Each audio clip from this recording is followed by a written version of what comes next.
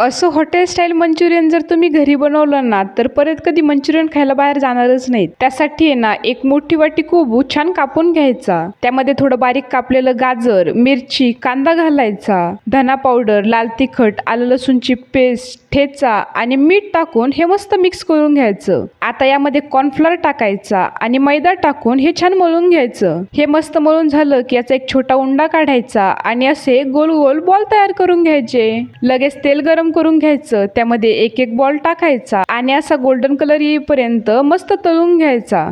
आपले मंचुरियनचे बॉल तयार झाले की कढईमध्ये तेल गरम करून घ्यायचं. त्यामध्ये थोडासा कांदा टाकायचा. कांदा परतला की आलं लसूणची पेस्ट टाकायची आणि पेस्ट ही परतून द्यायची. थोडीशी शिमला मिर्च टाकायची. शिमला मिर्च परतली की मिरचीचा ठेचा टाकायचा आणि कोथिंबीर टाकायची. हे सर्व छान परतून झालं की green chilli sauce, red chilli sauce आणि सोया सॉस टाकायचा व सॉस छान मिक्स करून घ्यायचे. मग थोडंसं पाणी टाकायचं आणि कॉर्नफ्लोअर मध्ये पाणी मिक्स करून घ्यायचं व ते टाकायचं. आता चवीनुसार मीठ टाकायचं आणि हे शिजवून द्यायचं. मग आपण बनवून घेतलेले मंचुरियनचे बॉल टाकायचे आणि मिक्स करून घ्यायचे.